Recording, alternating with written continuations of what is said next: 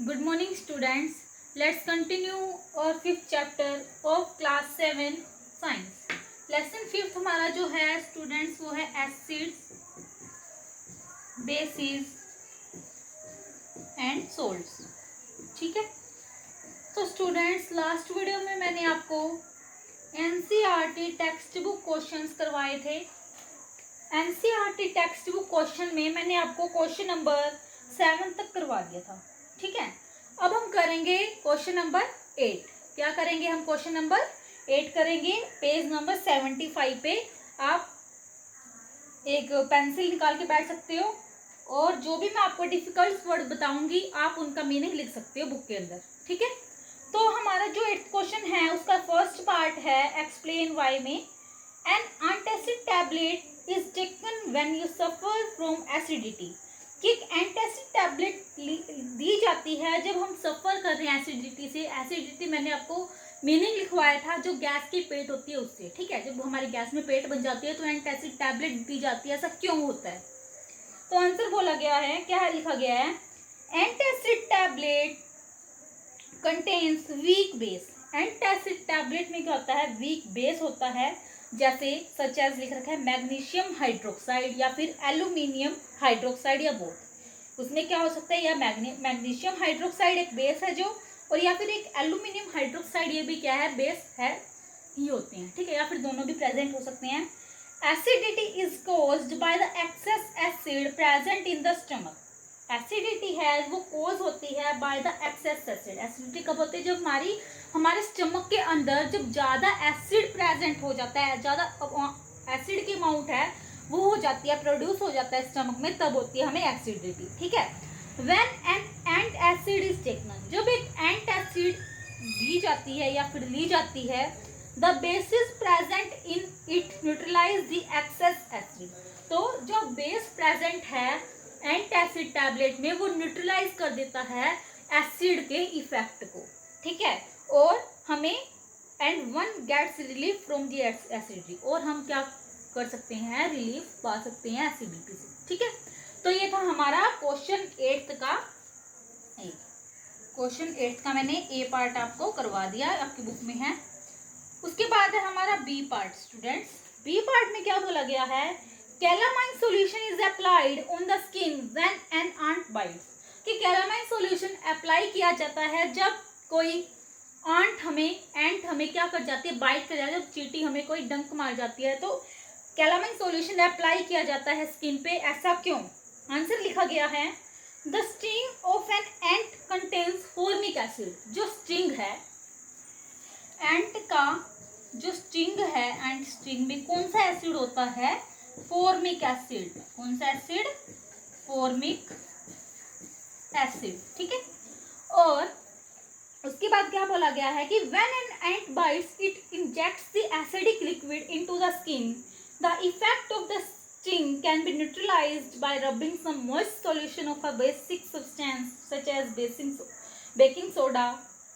Baking soda का जो chemical name है यहाँ पे दिया गया है सोडियम हाइड्रोजन कार्बोनेट और calamine solution which contains zinc carbonate. क्या बोला गया है कि एंट स्टिंग है जो उसके अंदर क्या होता है? फॉर्मिक एसिड होता है. जब कोई भी एंट बाइट करती है तो वो इंजेक्ट कर देती है एसिडिक लिक्विड हमारी स्किन के अंदर, और जो इफेक्ट है उस स्टिंग का वो न्यूट्रलाइज हो सकता है जब हम उस पर क्या करें? रब करें moist solution of basic substance. Basic substance अब हम क्या कर सकते हैं use? Such as baking soda. ठीक है. तो बेकिंग सोडा आपको पता ही है. और जो कैलामाइन, जिससे क्या होता है? जो बेकिंग सोडा है उसके अंदर क्या होता है? Zinc carbonate. क्या प्रेजेंट होता है स्टूडेंट्स? Zinc carbonate. तो ये हो गया आपका क्वेश्चन 8 का बी पार्ट. अब हम आते हैं सी पार्ट पे क्वेश्चन 8 के. Factory waste is neutralised before disposing it into the water bodies. कि जो फैक्ट्री वेस्ट है उसको न्यूट्रलाइज किया जाता है बिफोर डिस्पोजिंग. डिस्पोज करने से पहले वाटर बॉडीज में. वाटर बॉडीज अब क्या है? वाटर बॉडीज तो कोई तालाब वगैरह, ठीक है, या नदी ऐसे बोल सकते हैं, वो वाटर बॉडी है. तो जो वेस्ट है बहुत सारी फैक्ट्रीज का, उसमें क्या होता है? एसिड होता है. If they are allowed to flow into the water bodies the acid present in waste will kill fish and other organisms. तो क्या है कि जब हम क्या करते हैं, वाटर बॉडीज में जो फैक्ट्री वेस्ट है वो डालते हैं, तो एसिड जो प्रेजेंट होता है वेस्ट के अंदर, वो जो प्रेजेंट है, मान लो ये पॉन्ड है, ठीक है, इस पॉन्ड में हम क्या कर रहे हैं, फैक्ट्री वेस्ट डाल रहे हैं। तो आपको पता है कि जो पॉन्ड है इसके अंदर क्या है, बहुत सारी फिश भी है या फिर अदर ऑर्गेनिज्म भी है। तो जो एसिड है वो क्या कर देगा, उनको किल कर देगा, उनको क्या कर देगा, किल कर देगा, ठीक है। तो द फैक्ट्री वेस्ट को हम waste are therefore neutralised by adding basic substances to it.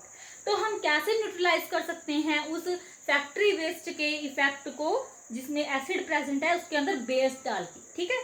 तो ये हो गया हमारा 8th का क्वेश्चन 8 का सी पार्ट, ठीक है। अब हम नेक्स्ट पेज पे मूव करते हैं। 76 पेज नंबर है आपका। क्वेश्चन नंबर 9 है students, 3 liquids are given to you. क्या बोला गया है,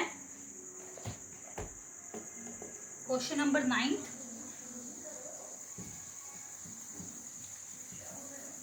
आपको 3 लिक्विड दिए गए हैं। कितने लिक्विड दिए गए हैं स्टूडेंट्स, 3 लिक्विड। वो 3 लिक्विड कौन कौन से हैं, क्वेश्चन नंबर 9 करवा दी मैं आपको। 3 लिक्विड है, एक तो है हाइड्रोक्लोरिक एसिड, दूसरा है सोडियम हाइड्रोक्साइड और तीसरा है शुगर सॉल्यूशन। फर्स्ट क्या है, हाइड्रोक्लोरिक एसिड, इसका फॉर्मूला क्या होता है, HCl, ठीक है। और सेकंड है हमारे पास सोडियम हाइड्रोक्साइड, फर्स्ट ये था, सेकंड क्या है, सोडियम हाइड्रोक्साइड, ठीक है। उसके बाद जो थर्ड है वो है हमारे पास शुगर का सॉल्यूशन। क्या है, शुगर सॉल्यूशन, ठीक है। ये हमें 3 लिक्विड दिए गए हैं। क्या बोला गया है, how will you identify them, you have only turmeric indicator. आप इनको कैसे आइडेंटिफाई कर सकते हो कि अगर आपके पास एक टर्मरिक इंडिकेटर है, तो इफेक्ट है जो टर्मरिक का वो क्या है, हाइड्रोक्लोरिक एसिड पे वो येलो रहता है। क्या रहता है हाइड्रोक्लोरिक एसिड पे, येलो।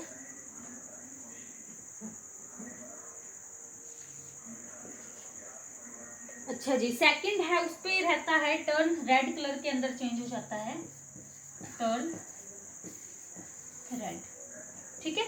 और थर्ड दिया गया है जो शुगर सॉल्यूशन, उस पे इफेक्ट है जो टर्मरिक का वो येलो ही रहता है, मीन्स येलो। तो यहाँ पे भी येलो ही लिख सकती हो, ठीक है। उसके बाद जो स्मेल है, हाइड्रोक्लोरिक एसिड की जो स्मेल है वहां पे आएगी सफोकेटिंग। इसकी जो स्मेल है हाइड्रोक्लोरिक एसिड की वो है सफोकेटिंग। जो सोडियम हाइड्रोक्साइड है उसकी कोई स्मेल नहीं है, और इसकी भी जो शुगर सॉल्यूशन है इसकी भी कोई स्मेल नहीं होती। अगर आप चीनी घोलते हो घर पे तो क्या उसकी कोई स्मेल आती है, नहीं आती ना। तो क्या बोला गया है कि जो सॉल्यूशन, जो टर्मरिक इंडिकेटर जो रेड कलर के अंदर चेंज हो जाता है वो तो सोडियम हाइड्रोक्साइड है। अगर वो रेड कलर के अंदर चेंज हो रहा है तो सोडियम हाइड्रोक्साइड। अगर कोई इफेक्ट नहीं है टर्मरिक पे लेकिन सफोकेटिंग स्मेल है तो वो क्या है, हाइड्रोक्लोरिक एसिड है, क्योंकि हमें पता है हाइड्रोक्लोरिक एसिड क्या है, सफोकेटिंग स्मेल है। उसके बाद जो थर्ड वन है जिसपे कोई इफेक्ट नहीं हो रहा है टर्मरिक इंडिकेटर का, वो ऑर्डरलेस है या फिर ऑर्डरलेस है शुगर सॉल्यूशन। ऑर्डरलेस मींस उसकी भी कोई क्या स्मेल नहीं है, ठीक है। तो ये होता है हमारा स्टूडेंट क्वेश्चन नंबर 9। अब हम मूव करते हैं आपके क्वेश्चन नंबर 10th पे। क्या बोला गया क्वेश्चन नंबर 10th में, blue litmus paper is dipped in A solution, it remains blue, what is the nature of solution, explain. क्या बोला गया है कि जो ब्लू लिटमस पेपर है उसको डुबोया गया एक सॉल्यूशन में, ब्लू लिटमस पेपर को सॉल्यूशन में डुबोया गया, उसका कलर कैसे रहता है, रिमेन्स ब्लू ही रहता है। तो उसका नेचर क्या है सॉल्यूशन का, हमें वो बताना है। आंसर क्या है ये तो आपको अच्छे से आना चाहिए, ये तो आप ऐसे खुद भी सोल्व कर सकते हो। द सॉल्यूशन इज इधर एल्केलाइन या फिर बेसिक और न्यूट्रल। तो वो सॉल्यूशन है, अगर हमने ब्लू लिटमस पेपर को डिप करा है एक सॉल्यूशन के अंदर, अगर उसका कलर ब्लू ही रहता है इसमें, इट मीन्स क्या है कि वो बेसिक है या फिर वो न्यूट्रल है, ठीक है।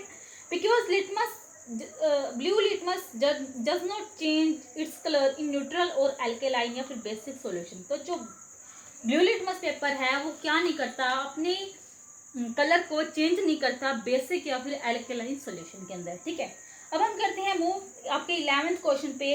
Consider the following statement. First है 11th का A, both acids and bases change colour of all indicators. Second दिया गया है, if an indicator gives a colour change with an acid it does not give a change with a base. Third C दिया गया है, if an indicator changes colour with a base it does not change colour with an acid. And D दिया गया है students, change of colour in an acid and A base depends on the type of the indicator. तो इनमें से कौन सी statement true है, ठीक है, या फिर करेक्ट है, ये पूछा गया है। या तो ये चारों हैं, या फिर ए और डी है, या फिर बी और सी है, या फिर ओनली डी है।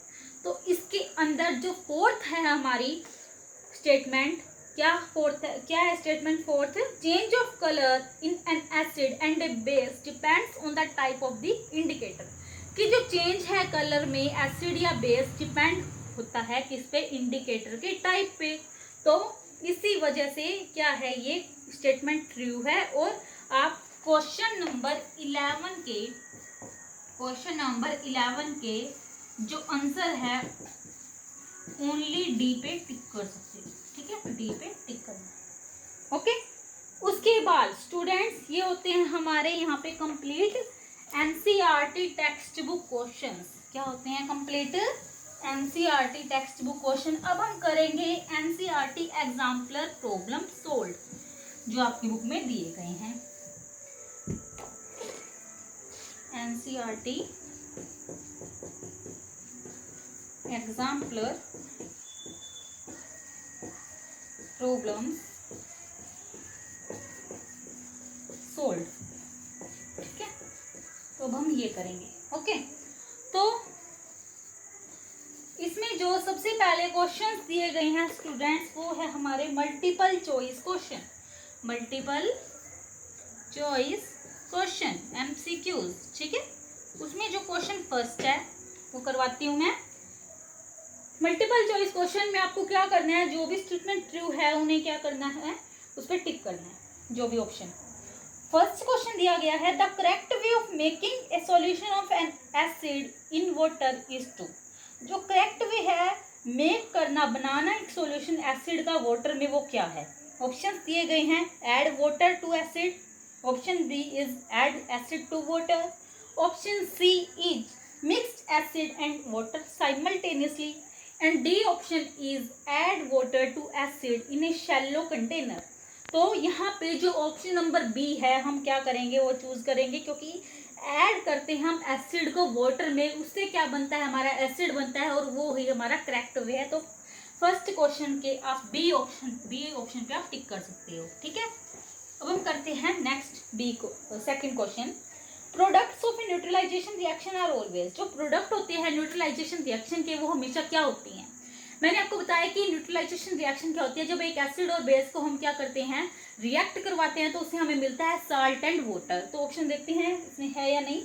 ऑप्शन फर्स्ट है N acid and A base, N acid and A salt and water, A salt and base. तो मैंने पहले बता दिया आपको क्या आएगा, ए साल्ट एंड वाटर। तो ऑप्शन नंबर सी पे सेकंड के आप टिक कर सकते हो। आगे जो दिया गया है वो है question number third. Question number third है स्टूडेंट्स आपका, turmeric is a natural indicator. जो हल्दी, टर्मरिक क्या होती है, एक हल्दी, वो क्या है, प्राकृतिक सूचक है। On adding its paste to acid and base separately which colours would be observe. क्या बोला गया है कि जो टर्मरिक है वो एक नेचुरल इंडिकेटर है। जब हम ऐड करते हैं इसके पेस्ट को एसिड और बेस में अलग अलग, तो हमें कौन से कलर्स ऑब्जर्व होते हैं। ऑप्शंस दिए गए हैं students, yellow in both acid and base, yellow in acid and red in base, pink in acid and yellow in base, and option D is red in acid and blue in base. तो third के B option पे आप yellow in acid and red in base पे आप टिक कर सकते हो, third के बी ऑप्शन पे, ठीक है। उसके बाद क्वेश्चन नंबर 4 है students, phenolphthalein is a synthetic indicator and its colour in acidic and basic solution respectively are. Phenolphthalein क्या है? एक सिंथेटिक इंडिकेटर है। जो मैंने लेसन आपको पढ़ाया था तो बताया भी था फिनोल्फ्थालीन क्या है, एक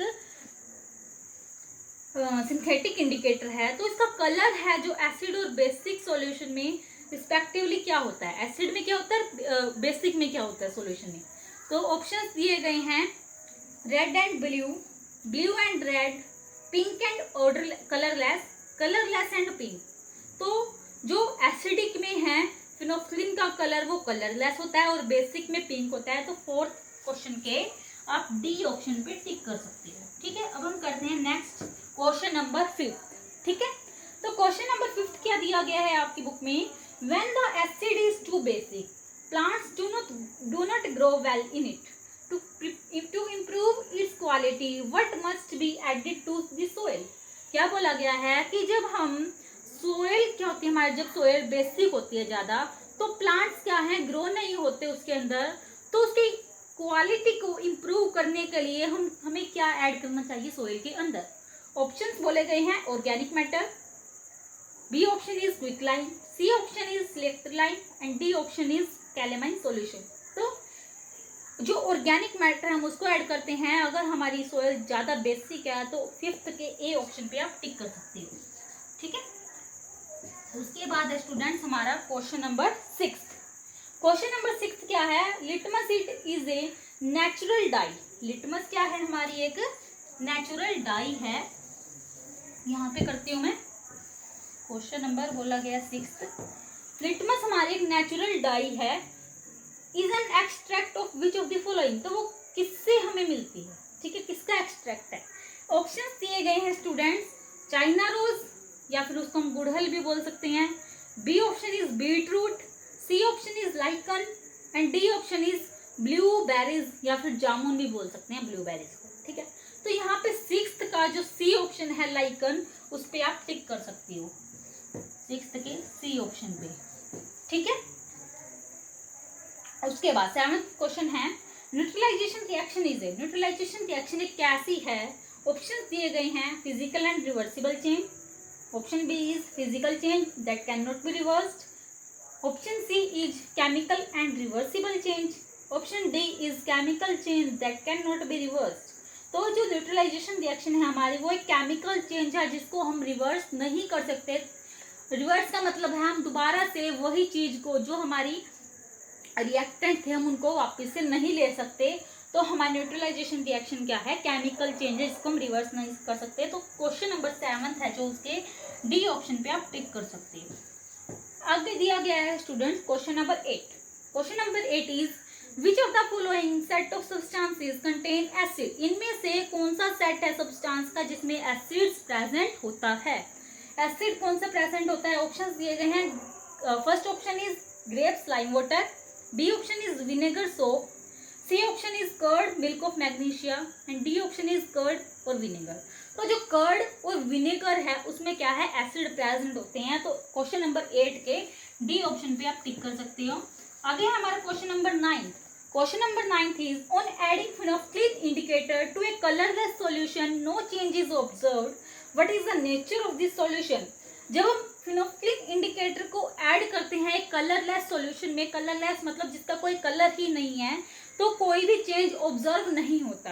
तो उसका नेचर क्या है सॉल्यूशन का, ऑप्शंस दिए गए हैं। Option A is basic, option B is either acidic और basic, third C option is either acidic और neutral and D option is either basic और न्यूट्रल। तो जो आंसर आएगा वो आएगा हमारा 9th का सी ऑप्शन, आइदर एसिडिक और न्यूट्रल। 9th का सी ऑप्शन पे आप टिक कर सकते हो, ठीक है। अब हम करते हैं हमारा 10th क्वेश्चन जो लास्ट है इसका मल्टीपल चॉइस क्वेश्चन का। तो दिया गया है which of the following is an acid base indicator. इनमें से कौन सा एक एसिड बेस इंडिकेटर। ऑप्शन दिए गए हैं। Option A is vinegar, option B is lime water, option C is turmeric and option D is baking soda. तो जो टर्मरिक है वो हमारा एक एसिड बेस इंडिकेटर है। तो 10th के सी ऑप्शन पे आप टिक कर सकते हो, ठीक है, 10th के सी ऑप्शन पे। तो ये होते हैं स्टूडेंट्स हमारे मल्टीपल चॉइस क्वेश्चन कंप्लीट। अब हम करेंगे very short answer type question. Very short answer type question में आपका फर्स्ट क्वेश्चन है students, look at the given reaction. जो नीचे पेज नंबर 77 पे रिएक्शन दी गई है, हाइड्रोक्लोरिक एसिड, अभी यहाँ पे कर देती हूँ मैं।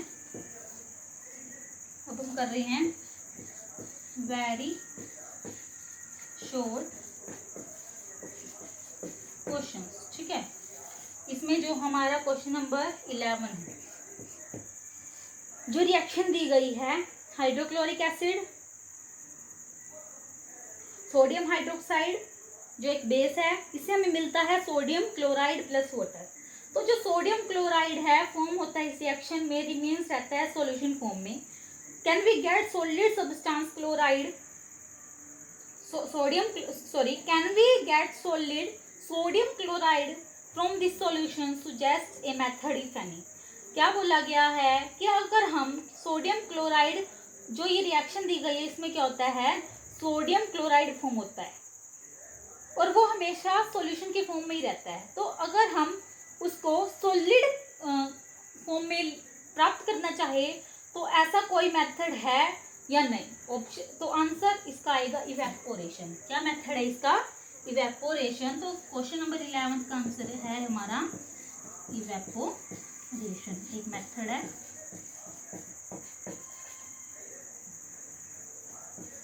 ठीक है, उसके बाद क्वेश्चन नंबर 12 दिया गया है, state whether the following statements are true और false, correct the false statement. हमें जो बतानी है, ये नीचे स्टेटमेंट्स दी गई है वो ट्रू है या फिर फॉल्स है। तो फर्स्ट स्टेटमेंट है ए, 12 का ए है जो, all substances are either acidic और बेसिक। क्या जो सारे के सारे सब्सटेंस होते हैं वो एसिडिक और बेसिक होते हैं। तो ऑप्शंस दिए गए हैं, ऐसा नहीं होता, क्योंकि जो सब्सटेंस होते हैं वो क्या हो सकते हैं हमारे, इसको मैं रब कर देती हूँ, वो न्यूट्रल भी हो सकते हैं, एसिडिक भी हो सकते हैं, बेसिक भी हो सकते हैं। तो ऐसा नहीं है कि हमारे जो जितने भी सॉल्यूशंस हैं वो सिर्फ एसिड या बेस ही हो, वो न्यूट्रल भी हो सकते हैं। तो इसी वजह से ये स्टेटमेंट क्या है, फॉल्स है। क्वेश्चन नंबर हम कर रहे हैं यहाँ पे 12। तो इसका जो फर्स्ट है ए, उसका आंसर आएगा फॉल्स। क्यों, क्योंकि जो सारे सॉल्यूशंस हैं वो क्या हो सकते हैं, सब्सटेंस है जो एसिडिक भी हो सकते हैं, बेसिक भी हो सकते हैं और न्यूट्रल भी हो सकते हैं। बी दिया गया है, बी स्टेटमेंट दी गई है 12 क्वेश्चन में, a compound if acidic will turn all indicators red. अगर एक कंपाउंड एसिडिक है क्या वो टर्न हो जाएगा, ऑल इंडिकेटर्स अगर हम डालते हैं तो रेड में चेंज हो जाएगा। तो इसका आंसर भी क्या आएगा स्टूडेंट, फॉल्स आएगा, क्योंकि जो एसिड्स हैं वो टर्न नहीं करते सारे के सारे इंडिकेटर्स से। तो यहाँ पे इसका आंसर भी क्या आएगा, फॉल्स। आपको ये बताने की जरूरत नहीं है कि क्यों, सिर्फ आपको आंसर लिखना है ट्रू है या फॉल्स है, ऐसे आएंगे आपके क्वेश्चंस भी। यहाँ पे दिया गया C statement, lime water turns red litmus blue. क्या जो लाइम वाटर है वो टर्न हो जाती है रेड लिटमस से ब्लू में। तो इसका आंसर आएगा बिल्कुल ठीक है, ये स्टेटमेंट ट्रू। आगे दिया गया है डी,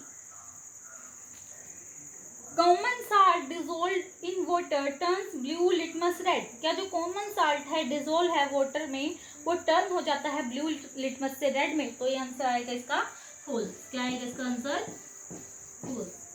आगे दिया गया है ई, फिनोक्सिलिन इज ए नेचुरल इंडिकेटर। क्या जो फिनोक्सिलिन है वो एक नेचुरल इंडिकेटर है।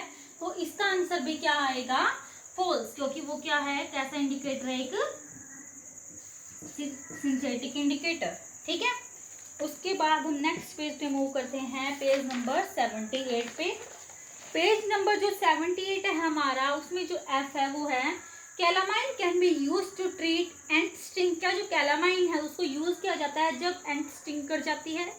ठीक है, तो इसका आंसर क्या आएगा स्टूडेंट्स, ट्रू। मैंने आपको भी समझाया था ये, तो इसका आंसर आएगा ट्रू। नेक्स्ट है हमारे पास, lemon water is basic in nature. क्या जो लेमन वाटर है वो बेसिक होता है नेचर में, नो इट इज फॉल्स, तो इसका आंसर क्या आएगा? फॉल्स। वो तो बेसिक होता है नेचर में, सॉरी एसिडिक होता है नेचर में, बेसिक नहीं होता। तो यहाँ पे ये 12th का जी हो गया। 12th क्वेश्चन कंप्लीट हो गया। ठीक है, अब हम करते हैं question number 13। Paheli suffering from indigestion due to indigestion. Paheli क्या कर रही है? सफर कर रही है इनडाइजेशन में से, एसिडिटी की वजह से। इनडाइजेशन क्या होता है? जब हमें बदहजमी हो जाती है या पचता नहीं है खाना, उसको बोलते हैं।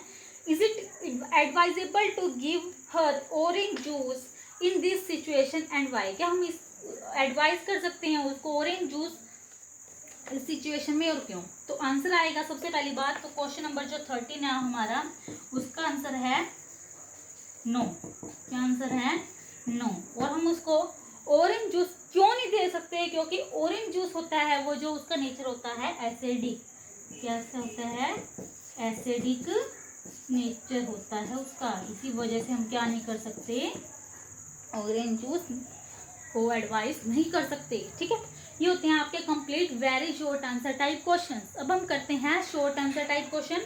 शॉर्ट आंसर टाइप क्वेश्चंस में हमारा जो क्वेश्चन है, question number 14, while playing in a park a child was stung by a wasp. Some elders suggested applying paste of baking soda and others lemon juice as remedy. Which remedy do you think appropriate and why? क्या बोला गया है 14th question में students? जब park में कोई बच्चा खेल रहा था तो एक चाइल्ड, जो मच्छर वगैरह है, मधुमक्खियां वगैरह है, ठीक है, तो उसको काटा गया, उसने बच्चे को काट लिया। तो कुछ एल्डर्स ने सुजेस्ट किया कि इस पे अप्लाई कर दो बेकिंग सोडा, या फिर कुछ ने कहा कि लेमन जूस। ठीक है, एक रेमेडी, रेमेडी होता है उपचार, आप लिख सकते हो। रेमेडी का मीनिंग क्या होता है? उपचार। ठीक है, उसका उपचार बता दिया कि ये है। ठीक है, तो कौन सी रेमेडी डू यू थिंक वो ठीक रहेगी? अप्रोप्रिएट का मतलब होता है ठीक रहेगी, और क्यों रहेगी? आंसर दिया गया है wasp sting inject a liquid in the skin which is acidic in nature. जो वास्प स्टिंग होता है, जो वास्प का, वो इंजेक्ट करता है एक लिक्विड स्किन के अंदर, जो क्या उसका नेचर क्या होता है? एसिडिक नेचर होता है। ठीक है, hence baking soda is the appropriate remedy. तो बेकिंग सोडा क्या है? एक एप्रोप्राइएट अच्छी रेमेडी है, क्योंकि जो बेकिंग सोडा है उसका नेचर कैसा होता है? बेसिक, और न्यूट्रलाइज कर देता है किसके इफेक्ट को? एसिड के इफेक्ट को। ठीक है, तो इसी वजह से बेकिंग सोडा उसको लगाना चाहिए, रेमेडी ये बताई गई है। आगे दिया गया है question number 15, form a sentence using the following words. हमें एक सेंटेंस बनाना है इन वर्ड्स को यूज करके। और क्या क्या दिए गए हैं words? Baking soda, ant bite, moist, effect, neutralised, rubbing. तो आंसर क्या आएगा इसका? The effect of an ant bite can be neutralised by rubbing moist baking soda. तो हमने ये बना ली। ठीक है, ये तो बहुत इजी था। आगे दिया गया है क्वेश्चन नंबर 16। क्वेश्चन नंबर 16 में दिए गए हैं कॉलम। कॉलम फर्स्ट को कॉलम सेकंड से मैच करना है। ठीक है, तो कॉलम फर्स्ट को कॉलम सेकंड से हम मैच करेंगे। ये आपका नेक्स्ट क्वेश्चन है।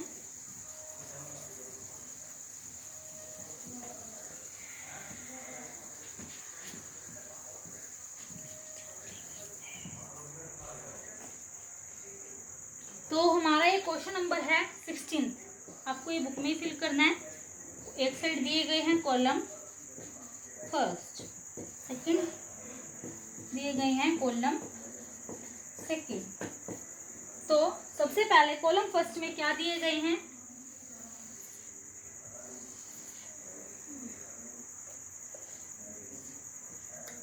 ठीक है,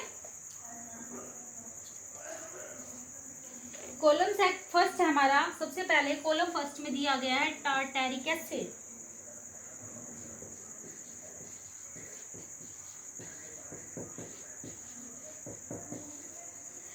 बी दिया गया है कैल्शियम हाइड्रोक्साइड।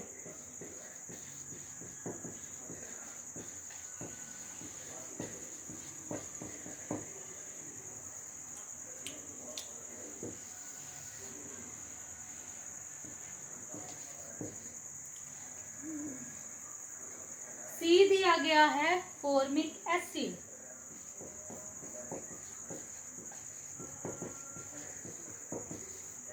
डी दिया गया है सोडियम हाइड्रोक्साइड,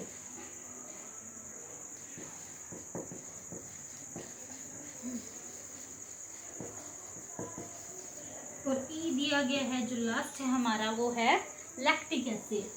ठीक है,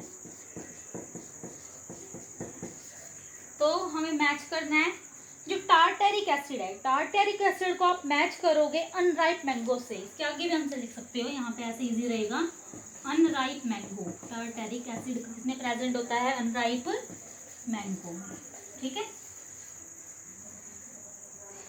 बी है जो calcium hydroxide, calcium hydroxide present होता है लाइम वाटर में।